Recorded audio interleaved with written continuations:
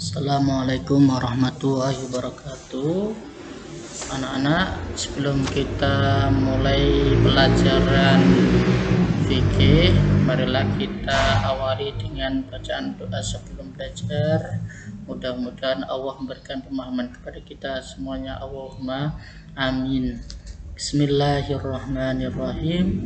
Rabbi shrah li sadri wa yassir li amri wahlul 'uqdatam min lisani yafqahu qawli. Rabbi zidni ilma warzuqni fahma. Amin amin ya rabbal alamin. Nah, hari ini kita akan belajar mengenai sholat Jumat. Sholat Jumat yang kita pelajari ntar untuk pokok pembahasannya, yaitu yang pertama tentang kewajiban melaksanakan sholat Jumat, yaitu 2 nilai-nilai positif dalam sholat Jumat, 3 ketentuan sholat Jumat, 4 ketentuan khutbah Jumat, 5 praktek khutbah Jumat. Untuk kewajiban melaksanakan sholat Jumat sendiri adalah sholat 2 rakaat yang dilaksanakan sesudah khutbah pada waktu zuhur di hari Jumat. Sholat Jumat hukumnya adalah fardu ain, itu kewajiban atas setiap orang. Kewajiban sholat Jumat didasarkan pada Al-Quran, yaitu surah Al-Jum'ah ayat 9, yaitu garis besarnya anak untuk sholat Jumat ini, yaitu kewajibannya dikhususkan bagi laki-laki.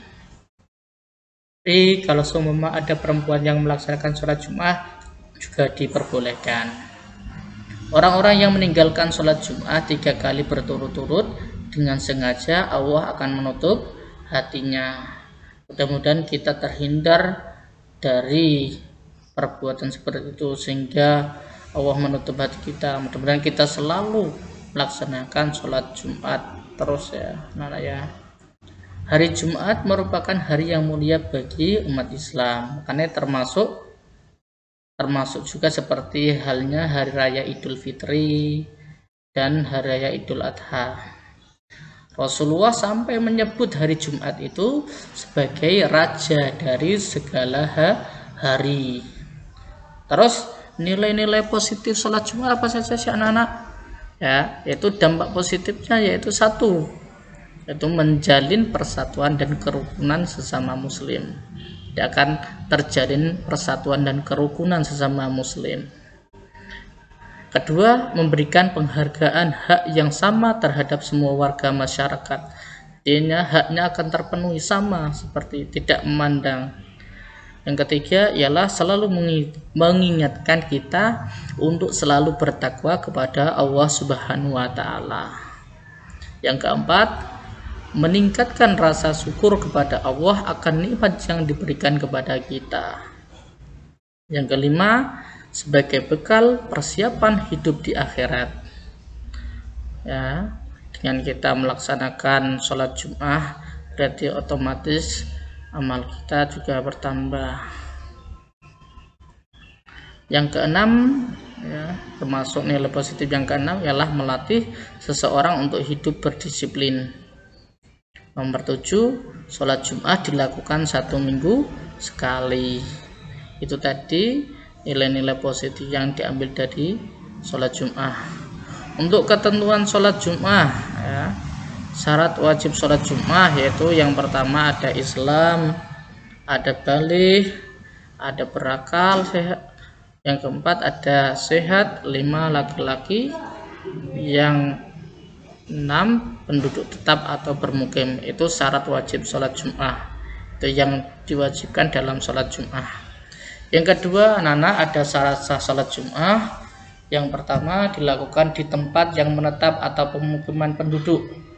Jadi kalau seumpama di tempat yang kotor gimana Pak?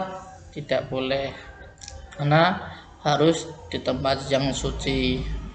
Terus tidak boleh diletakkan di pasar, ya, harus di tempat yang untuk menetap atau pemukiman penduduk. Terus yang B dikerjakan pada waktu zuhur tidak boleh dikerjakan pas waktu asar, karena sholat Jumat juga merupakan gantian dari sholat duhur ya. Yang C, dikerjakan secara berjamaah atau bareng-bareng ya.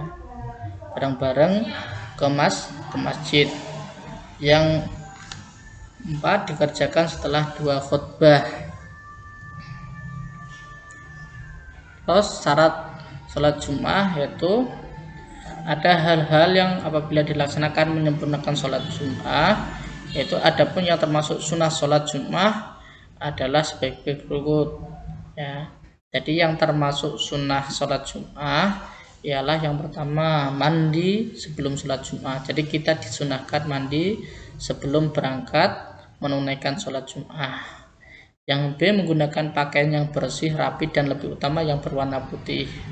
Jadi kalau punya baju putih dipakai jika waktu Jumat ya. Yang C, memotong kuku dan mencukur kumis ya. Kalau semua kukunya panjang-panjang, pokoknya sebelum Jumat harus segera dipotong, atau ketika saman punya kumisnya segera dipotong. Yang keempat, memakai wangi-wangian, jadi disunahkan memakai wangi-wangian ya. Yang kelima, setelah sampai di masjid sebelum duduk hendaknya melakukan sholat, namanya sholat tahiyatul masjid, yaitu sholat untuk penghormatan ketika masuk dalam masjid. Yang keenam, ada banyak membaca Al-Quran, zikir, dan sholawat Nabi Muhammad, banyak-banyak zikir. Terus yang ketujuh, diam dan tenang saat khatib berkhutbah, tidak boleh rame atau berbicara ya. Selanjutnya, pengertian khutbah Jumat. Untuk khutbah Jumat sendiri ya, perkataan yang mengandung mau'idhah atau tuntunan ibadah yang disampaikan oleh khatib sebelum sholat Jumat dilaksanakan ya, itu termasuk pengertian dari khutbah Jumat. Termasuk syarat khutbah Jumat yaitu pertama, khutbah harus disampaikan pada waktu zuhur. 2, khatib harus berdiri bagi yang mampu. 3, duduk di antara 2 khutbah dengan istirahat sebentar. 4, suci dari hadas besar dan kecil. 5, khatib harus menutup aurat. 6, suaranya keras agar dapat didengar oleh jamaah. 7, khutbah harus dilakukan pada bangunan yang dipakai untuk sholat, tidak boleh bangunan orang lain ya. Jadi 8, berturut-turut antara khutbah pertama dan kedua. Terus rukun khutbah yang harus kita penuhi dalam rukun-rukun ialah apa? Yang pertama yaitu membaca hamdalah ya, rukunnya. Jadi kalau rukun itu enggak terpenuhi berarti tidak sah. Makanya rukunnya khutbah Jumat harus terpenuhi. Yang pertama, rukun khutbah Jumat membaca hamdalah atau pujian-pujian kepada Allah, yaitu di awal kedua khutbah. 2, mengucapkan 2 kalimat syahadat di kedua khutbah, asyhadu alla ilaha illallah. 3, membaca sholawat kepada Nabi Muhammad. Yang keempat, berwasiat kepada diri sendiri dan juga jamaah agar bertakwa kepada Allah. Jadi mengajak untuk diri sendiri supaya bertakwa, ittaqullah, bertakwalah kepada Allah. Yang kelima, membaca ayat-ayat suci Al-Quran pada salah satu 2 khutbah.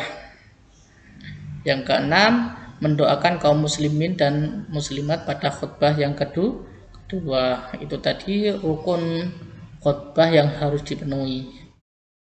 Untuk sunnah khutbah sendiri atau khutbah Jumat, yaitu khutbah dilaksanakan di atas mimbar atau tempat yang lebih tinggi dari lantai. Jadi itu sunnahnya.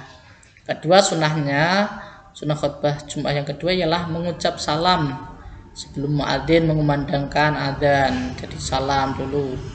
Yang ketiga, duduk sejenak setelah salam ketika muadzin adzan. Yang keempat, khutbah dijelaskan dengan kalimat jelas dan mudah dipahami ya.